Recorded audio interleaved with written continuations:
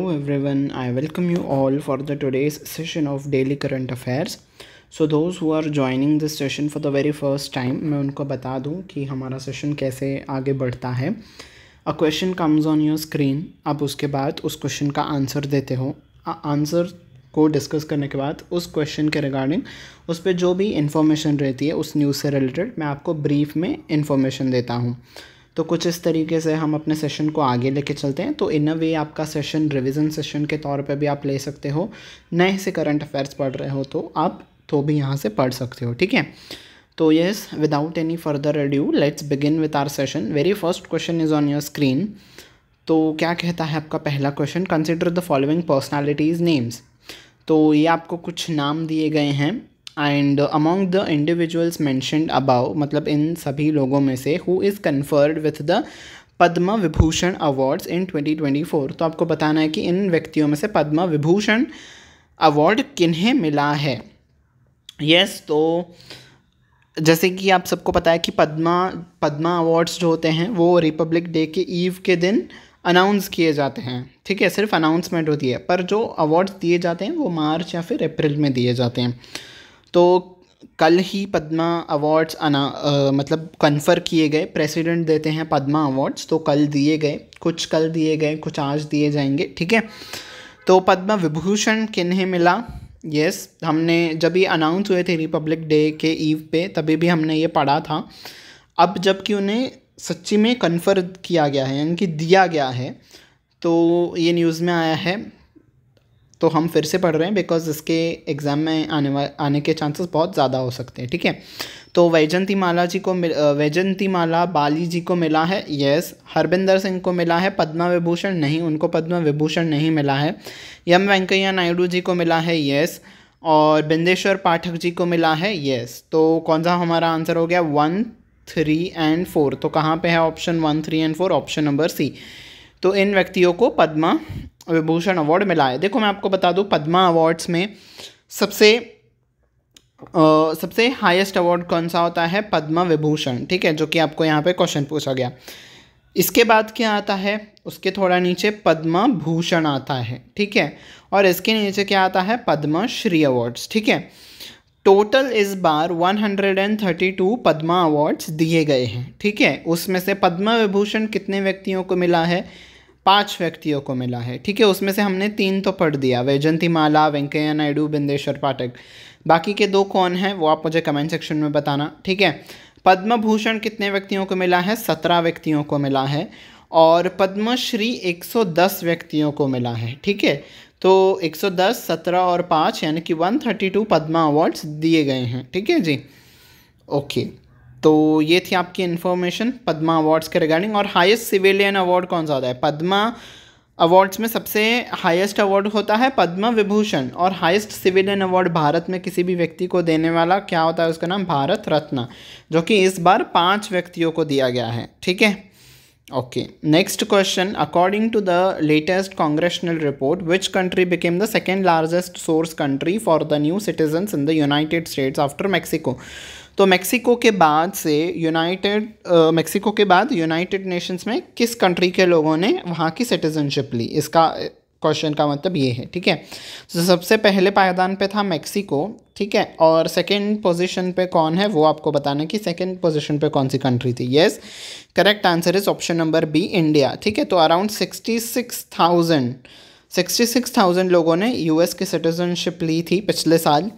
और यस, पहले पायदान पे था मेक्सिको, यानी कि ऑफकोर्स 66,000 से तो ज़्यादा ही होगी.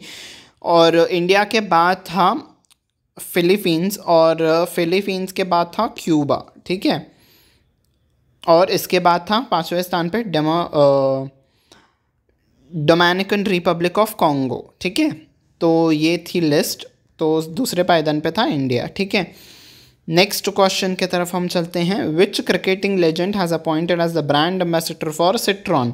तो सिट्रॉन के लिए ब्रांड एम्बेसडर के तौर पे किस क्रिकेटर को चुना गया है? Yes, correct answer is option number C, MS Dhoni ji. ठीक है, सिट्रॉन क्या है? ये आपकी एक फ्रेंच ऑटोमोबाइल कंपनी है. ठीक है, जो कि आपकी फ्रांस में स्थित है. वो ऑटोमोबाइल्स का मैन्युफैक्चरिंग करती है. और सिट्रॉन इंडिया में प्लान कर रहा है कि वो पैसेंजर कार्स, ठीक है, जो यानी कि जो जनरल पब्लिक के लिए कार्स हैं वो भी बिल्ड करना स्टार्ट कर दी, तो उसके लिए ब्रांड एम्बेसडर के तौर पे MS धोनी जी को उन्होंने अपॉइंट किया है, ठीक है।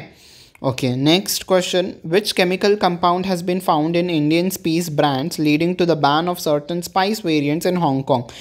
तो हाँ, सिर्फ हांगकॉन्ग ही नहीं, हांगकॉन्ग और सिंगापुर में भी, 2 कंट्रीज़ में MDH के मसाले और एवरेस्ट के मसालों को बैन कर दिया गया है, ठीक है। MDH के कई सारे मसाले को बैन किया है और एवरेस्ट का जो फ़िश करी मसाला है, ठीक है, उसको स्पेशली बैन किया गया है, ठीक है, जो फ़िश करी मसाला आता है एवरेस्ट का।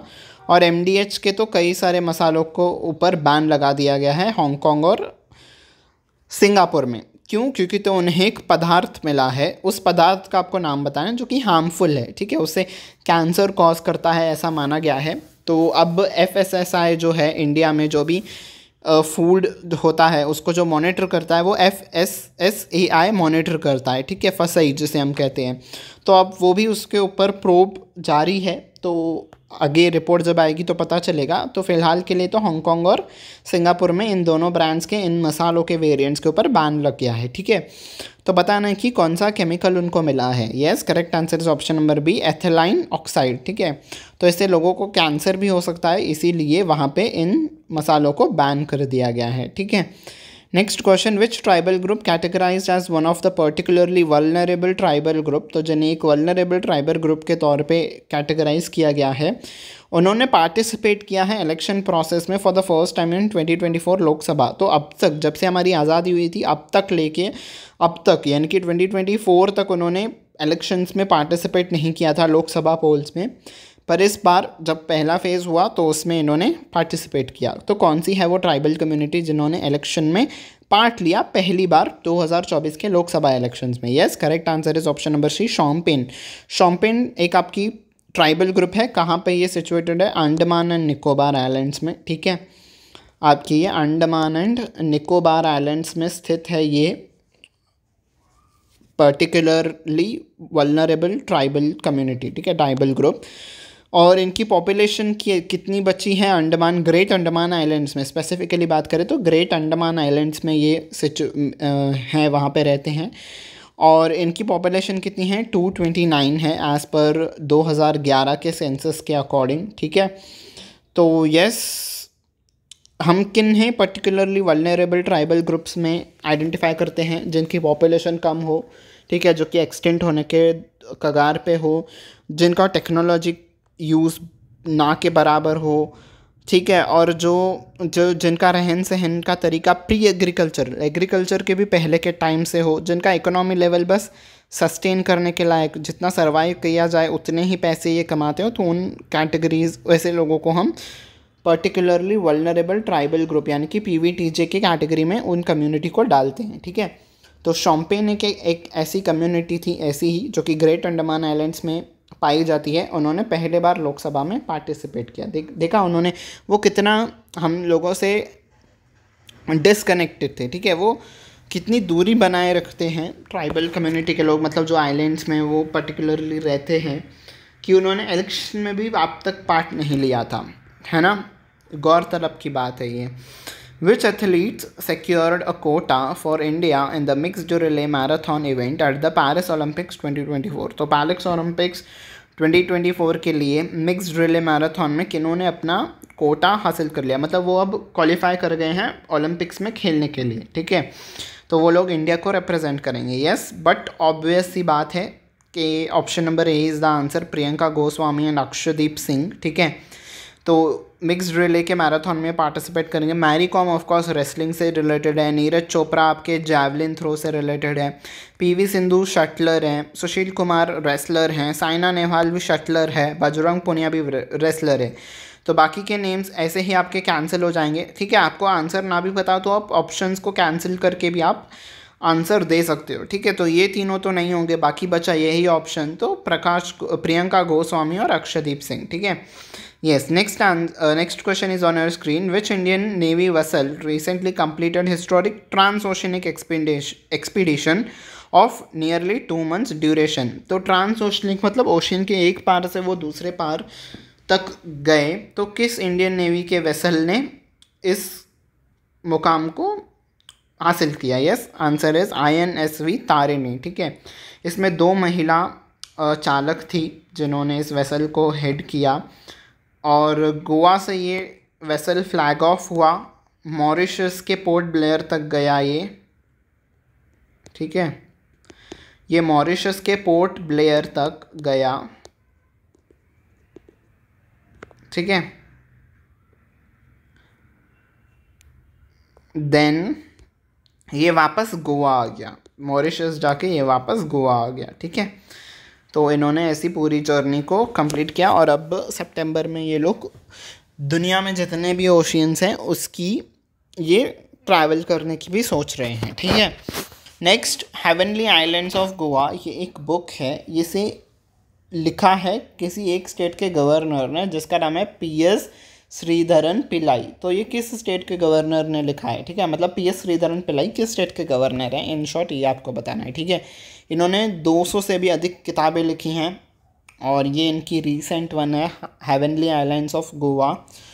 तो यस, बट ऑब्वियस इस बुक में ही उनका नाम छुपा है, गोवा के ये हैं आपके गवर्नर। ठीक है, okay, next, Pragya Mishra appointed as dash's first employ in India. तो किसी कंपनी ने अपना पहला एम्प्लॉय अपॉइंट किया है, प्रज्ञा मिश्रा जी को एज अपना पहला एम्प्लॉय अपॉइंट किया, तो किस कंपनी ने उन्हें एज अ पहला एम्प्लॉय अपॉइंट किया है इंडिया के लिए? Yes, correct answer is option number 2, OpenAI। ठीक है, अब OpenAI अपनी इंडिया में भी ऑपरेशंस तो चल रही हैं, मतलब उनके ऑफिस और बाकी वर्किंग ऑपरेशंस भी वो स्टार्ट करना चाहते हैं, तो गवर्नमेंट से बातचीत करने के लिए उनको कोई ना एक पर्सन चाहिए रहता है। ठीक है, रिप्रेजेंटेटिव चाहिए रहता है, तो एज एन एम्प्लॉय के तौर पे प्रज्ञा मिश्रा जी को अपॉइंट किया गया है। ठीक है, next, dash April world book and copyright day. तो वर्ल्ड बुक और कॉपीराइट डे अप्रैल के किस दिन पे मनाया जाता है, ये आपको बताना है। Yes, correct answer is option number 4, यानी कि 23 अप्रैल, आज ही के दिन इस दिन को मनाया जाता है। ठीक है, और ऐसा माना जाता है कि इसे शेक्सपियर डे भी कहा जाता है, बिकॉज इसी दिन शेक्सपियर जी का बर्थ भी हुआ था और डेथ भी हुई थी। तो यस, 23 अप्रैल को हम इस दिन को मनाते हैं। ठीक है okay, so yes, this was it for the today's session. I hope you have liked it and मैंने सारे फील्ड्स में से न्यूज़ लाने की कोशिश की, चाहे वो डिफेंस हो, नेवी हो, स्पोर्ट्स हो, अपॉइंटमेंट्स हो। ठीक है, तो yes, if you have liked this session, don't forget to hit on the like button. Also don't forget to share it with your friends, चाहे वो किसी भी एग्ज़ाम्स की प्रिपरेशन कर रहे हो, SSC हो, बैंकिंग हो, रेलवेज़ हो, ठीक है, इंश्योरेंस हो, नीट UGC हो, कोई भी एग्ज़ाम्स जहाँ पे भी उनको करंट अफेयर्स आता हो, वहाँ पे उनके लिए ये सेशन बहुत ही हेल्पफुल प्रूव करेगा। So don't forget to share this session with your friends. Also don't forget to hit on the subscribe button और also bell icon पे भी प्रेस कर देना ताकि आने वाले क्लासेस के नोटिफिकेशन आपको टाइम टू टाइम मिलती रहे। ठीक है जी, so yes, this was it today from my side, and until we meet next time, take very good care of yourself. Bye bye everyone.